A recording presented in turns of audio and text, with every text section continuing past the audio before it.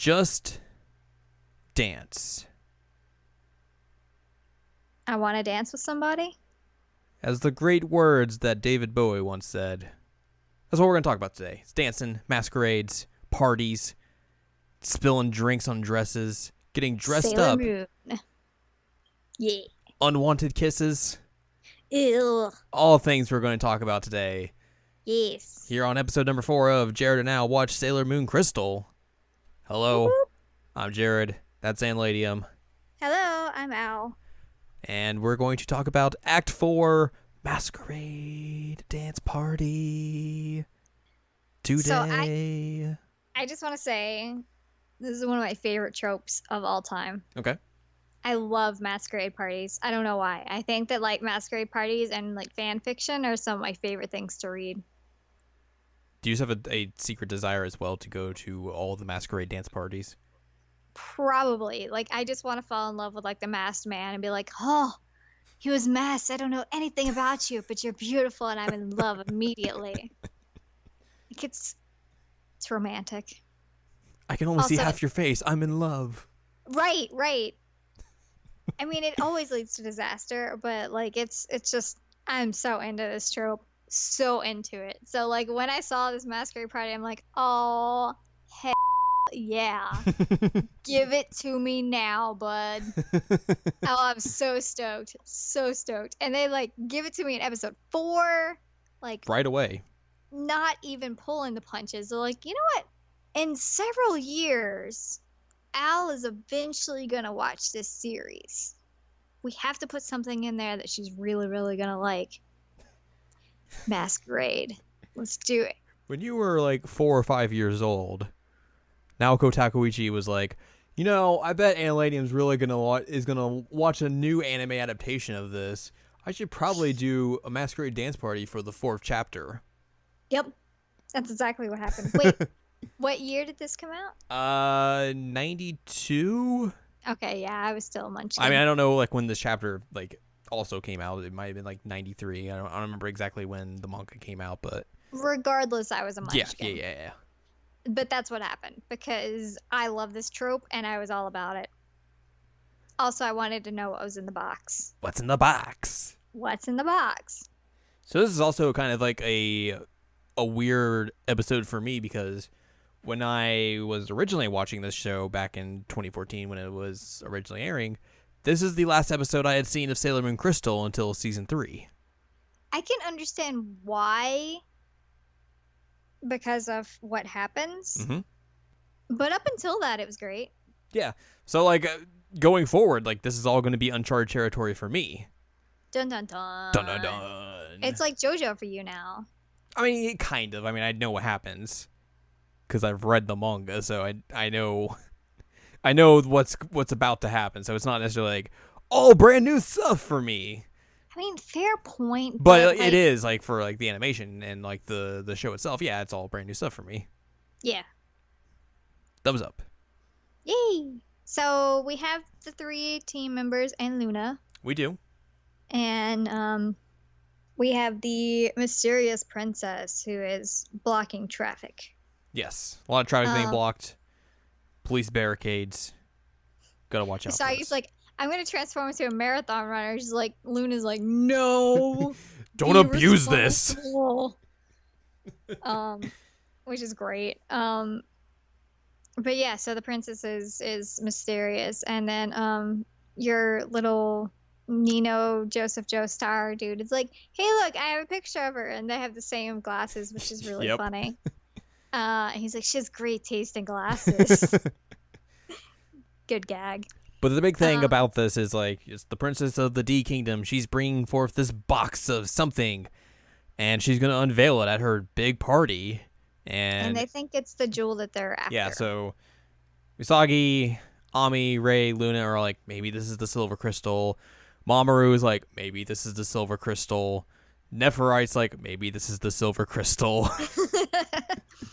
So all parties are going to converge on this masquerade dance party that the Princess of the D Kingdom has going at this huge mansion place where all the fancy people are going, and Usagi's dad.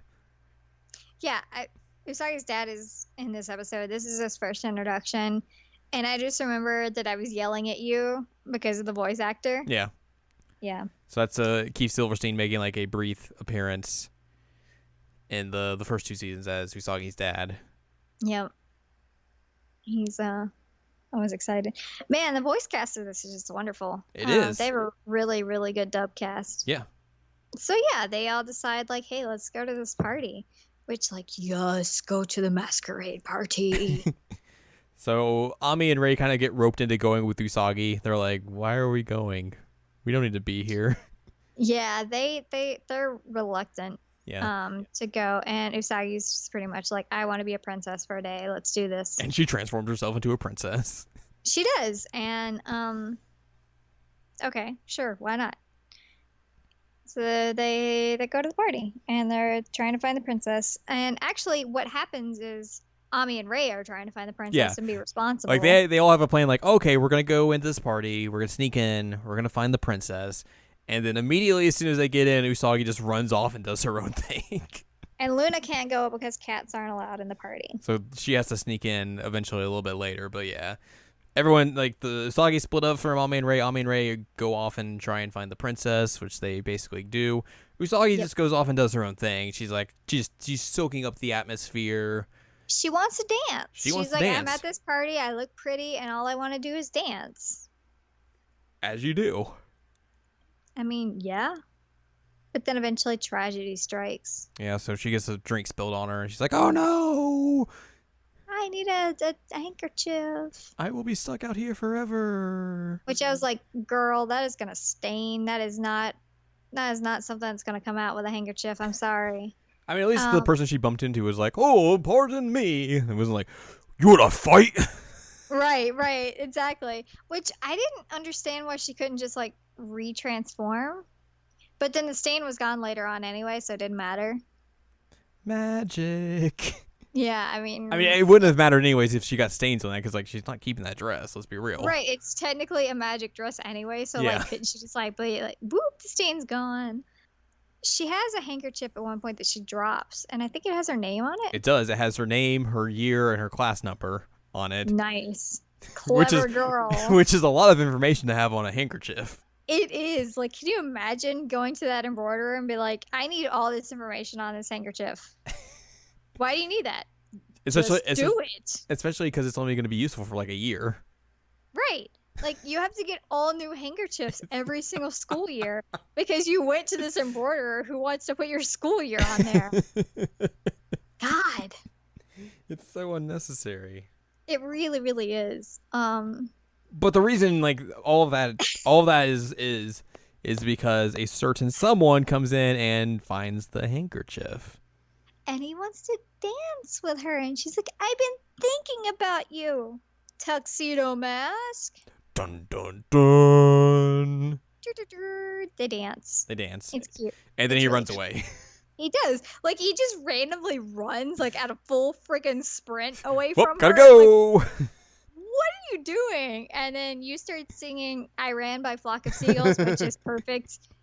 Because, I mean, just, like, he, like, marathon sprints away from her. And I'm like, what? Why are you doing that? Like, can't you casually jog away? Especially when you're at, like, this high, fancy, falutin dance party, and he's just Right. like, Vroom! He just, like, busts away. Like, he has to take a massive all of a sudden. He's like, oh, I gotta go. I'm sorry. These hors d'oeuvres are not settling well with me. Sorry. And that's when you find Luna's back, and she's like, yeah, I climbed the balcony. I'm back. What's up? Be responsible. Why are you just dancing here with that suspicious individual? Suspicious character. Ugh. I hate Tuxedo Mask. She really does. Luna is not a fan. And rightfully so. Yeah, I mean, he's suspicious, and also he doesn't do anything to alleviate her suspicion. Like, he really does not make himself come off as, like, not a shady person. No. Especially when you haul ass away, like, at a random party. Like, well, I shouldn't be here. I just realized this. And it's not even the last time he'll do that this episode. No, it's not. It's... Why... This boy apparently just should be on the track team is all I figure. So in the meantime, Ami and Rei have found the princess, They're actually doing their jobs. They're doing their job. They're watching the princess like get the box. The box. Yep. The box. What's in the box? But at the same time, Nephrite has disguised himself as like this helper person. Is that Liam O'Brien? Yes. Okay, Liam O'Brien. Liam O'Brien has disguised himself. Guest starring Liam O'Brien as himself. Wait, was this the episode or was it the last episode where you get introduced to Fabulous? It's this episode. It's at the end. Okay, the man with a giant cape. Yes, it's at the end of this episode. He will be deemed Fab, you guys, because I don't know his name, but he has a cape and so he is Fab. Anyway, Liam O'Brien has disguised himself. He's in the midst of trying to take the silver, or what he thinks is the silver crystal. So he transforms, puts the princess under a spell, and then she just like, she does his bidding. He's like, well, I have the box now. Later. Bye. And basically kind of like storms through the entire party and is like, well, you all are going to go to sleep real quick. Yep. So also becomes a marathon runner. Yeah. I mean, Ray have to get out of the way. Usagi's in the ballroom while this happening. She's like, well, gotta go, gotta run. And then somehow like falls over the edge of the balcony. Tuxedo Mask grabs her. Tuxedo Mask can't hold on. They fall. Usagi makes a umbrella come out of nowhere like she's Mary Poppins. And then, by the way, guys, umbrellas do not make you float. Nope. Princess Peach lied to you. They fall to the ground. Tuxedo Mask is like, well, you saved me this time. Which Usagi should just be like, yeah, that's not the last time, motherfucker. Yeah. And then he just runs away again. To be fair, though, like, he did try and save her first. He did. He really put in an effort. There was some real grimacing going on when he was holding on. Let's be real. That boy does not have a lot of upper body strength. I mean, he tried. He tried. He gets the "you tried" sticker. He does. But then he runs away. Hauls again. You're like, why are you? You can't even say like thanks. Just gone. Okay. Well, Tuxedo Mask is gone. Time for us to transform. So we got some transformations happening. The three of them take on Nephrite's shadow in the princess's body. Sailor Moon's like, oh no, my techniques aren't working. Also, my tiara's gone. But then she's like, oh, the warmth in my heart from Tuxedo Mask has made a new tiara. His hand touched mine. It was warm. Like, well, obviously, he's not dead. He might be. Also, he's wearing gloves. Like, that's not going to tell you if his hand's warm. Yeah. Maybe he has hand warmers in those. Or maybe he just has, like, excessive body heat issues. Like, he's really sweaty all the time. Probably because he runs all the time. And is wearing, like, a 3 to 5 piece tuxedo. Yeah. In the middle of summer. That's why he's so warm, is because he's freaking running all the time in full piece tuxedo and gloves. Problem solved. Anyway, so they're like, oh no, our attacks aren't working. But now I have a tiara because, oh no, I lost it on Vanilla Ice. And then Tuxedo Mask is on the ground like, use the light. And then Usagi's like, oh, I'll just look up to the moon, charge my tiara, and cast a blast. Yeah, that was... I mean, he helped there at least, but, like, where did he even come from? He ran back, he's like, the light! He's like, wait, I forgot to tell you. Okay, I gotta go again. Bye. Like, he just keeps running back and forth. I'm like, dude, I mean, you gotta be super fit at least. Like, I bet you have calves of steel. The one good thing. That's why he had to be spread eagle the entire bus ride. Oh, right. The man spreading was because he just has ginormous legs from all the running he does. Makes total sense now. Anyway. So the beam. They win. The beam takes out Nephrite. I blanked on a name. Liam O'Brien, Nephrite's shadow. He's like, you took down my shadow. I cannot believe. And it's like, buddy, this is a shadow. It's not that powerful. Yeah, it's a shadow, bro. And then you get to meet the 4 kings of the Dark Kingdom. So far I know Vanilla Ice. Yes. I know Liam O'Brien. Yes. And I know Fab. So Fab is Kunzite. Okay. Mr. Cape. He's fab. Also, there is Zoisite.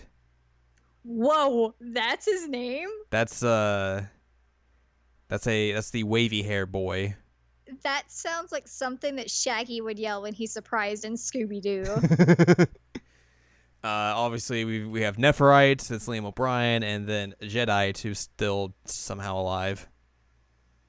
Yeah, Vanilla Ice is worthless. Yeah, there's like this guy's worthless. We don't really tag. We're just like, hey, we're gonna go out and do stuff. We're not really gonna go out and do stuff. We're just gonna make him believe that, and then we're gonna go out and do something else. Yep. We're gonna meet up at 3:00 for coffee. We're not gonna do that. We're just gonna watch him go. We kind of had to involve him in this because we had to make a point, but after this, like, no. There's 4 of us, but there's not really 4 of us. There's only 3. Yep. But yeah, Fab is clearly like in charge because he's got a cape. He is the as this Wikipedia article says, the most powerful general of Queen Beryl. Thus, he is Fab. But also was a general in his former life to someone else. Oh, snap! Which, I forgot to bring this up last episode, but if you do remember, when Jedi has Rey, he makes mention that this girl seems familiar to me. I'm strangely attracted to her. Yes. Why would he say that? Is there meaning behind those words? Maybe he's just now realizing that he's attracted to women too. I don't Maybe know. he's like you're talking. He's like, this girl's beautiful. She would do nothing wrong. Right. I mean, like maybe he just had his first sexual awakening. I don't know. I mean, sometimes it happens. We'll find out. Yeah. Who knows? Who knows? So yeah, that's kind of our introduction to the Dark Kingdom, because this is the Dark Kingdom arc. Yep. And you get to see a bevy of baddies, but they're still like underlings. Let's be real. And we find out that it's not the silver thingy majig. It is actually a fancy model of the first princess. Yep. Also, there's a real problematic part of this episode. Yeah, let's talk about the ending of this episode, which is not great. It's very not great. Usagi is Sailor Moon, and she falls asleep because she's sleepy, and she's on a bench. I don't know if it shows this in the episode, but the manga basically implies that she drinks an alcoholic beverage of some sort, and that basically makes her pass out. Oh, yeah. That makes this even worse. So she's asleep on a bench, and Tuxedo Mask apparently finishes his marathon and comes back. And it's like, all right, guys, I'm here to help. Oh, you guys already got it taken care of. That's who. All right, well, embarrassing. time for me to be a creeper. Yeah. So he's like, wow, she's beautiful in the moonlight. And like goes up to her, and like it's really questionable, and I have issues with consent in this situation because she's asleep and he's like touching her and then eventually kisses her, and that is not okay. You do not do that. That's sexual assault. Period. It is sexual assault. It is always sexual assault. It will always be sexual assault. Do not touch or kiss people when they are not able to consent to doing so. Yep. Unless you have explicit consent where somebody says, yes, it is okay to touch me, or they take your hand and they're like, hey, you can touch me, let's do this, or whatever, they initiate, like, cool, that's fine. If the person is asleep, you do not do it. Yeah. Even if she's the most beautiful creature in the entire universe to you, even if somehow you guys are like married in some weird alternate universe or past or whatever. I don't even know what the flashbacks are, but they're attracted to each other, but don't do it. Yeah, like obviously, like if this was later on in the series, it wouldn't be as bad because they would have the basis of consent there. They would have that relationship established between those two. Right, but at this point, they literally don't. Just met. Yeah, and neither like, of them know who like either of them really are. Right, I think he knows more than she does, but like she doesn't know his like she doesn't know who he is. She Right. knows that he's Tuxedo Mask. She doesn't know that he's the same guy that she's all like, he's beautiful. It makes my heart go dur. Right. But like the entire time that this was happening, I was like, no. This is not okay. This is so not okay. And I started yelling bro at him because it was just really, really upsetting to me because that's not what you do. Yeah. Actually, I went back through our texts, and what I have is, bro, you can't just touch people, bro. You can't just kiss people, bro. Bro. Why so mysterious? Just make the cat happy, bro. Which is, it's a good thing that like Luna comes up and is like, "What the are you doing?" Like, right, go. Luna's like, clearly this is not okay. Go away. You are creepy. And like, whose side are you on? And then like, this dumb legitimately is like, I don't know, which side am I on? I could be on your side or I could be against you. Like, dude, no. What? Like, this is the episode of bad decisions on his part. He's not cool enough to be like a vigilante. Let's be real. No, he's not. And like, especially when you run away from everything. But, like, don't be mysterious with the cat. If the cat doesn't trust you, then like, try and make the cat trust you. Especially like if you're trying to get in with this girl that you're kind of attracted to, and like it's her cat. Be nice to the cat. Duh. Yeah. But also like, just don't be like a rapist. Yeah. Period. It's gross. Also like, ew. So that was real problematic, and it made me have real issues with him, which is a shame because I really liked him before that, because he has one of my favorite lines of the series so far. It's so like, I think even in terms of like the character and everything, like it seems real like out of place. Yeah. Like I think the intention of the scene is supposed to be like, oh, it's romantic and like there's this tension between these two, but like it's supposed to be romantic. Yeah, but it obviously it completely fails in that aspect, and I don't know if like, you know, if you read this in the time of its release, if like the feeling of that would be the same way, but like nowadays it's like, that's not cool. That's real messed up. Well, and especially like, it's not okay in either situation, but especially in the manga where it explicitly says that she had something to drink. Like, that really makes it not okay. I mean, like, they don't necessarily say, like, hey, she's out, or she drinks, like, a... Let me see here. She says, like, hey, I need juice. And then she takes, like, clearly what looks like a beverage container, or the beverage, like a wine glass or, like, a martini glass. She drinks it, and then she says, oh, you know, this tastes just great. And she's, like... And it has, like, red lines where, like, her... in between her eyes, and then she just passes out. And also says, Shari.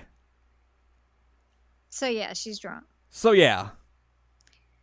I mean, like you said, you could probably like chalk up the manga part of it like to being a product of its time. Right. Like but even then it's still not okay. Yeah, and if you look at the scene without like, if they cut out that part where he kisses her and he like because she stumbles and kind of passes out onto him, and he kind of just picks her up and like goes to like place her down somewhere so she can rest, and if that was the end of that scene, that would have been fine. That would have been totally fine. Or like if he like stood next to her and admired her, that would have been fine too. Like it would have been a little creepy, but not as creepy. Mm-hmm. But I could read that more so as romantic than him like touching her and kissing her while she's asleep. Absolutely. Like admiration is different than actual crossing the line of physical touching. Right. I don't know. Tuxedo Mask, don't be a creeper. We were talking about this last night. It's definitely one of the things where like, where I would just be like, hey man, this sucks. Like this is bad. And it's one of the few times I think like this series kind of like goes in a real bad place.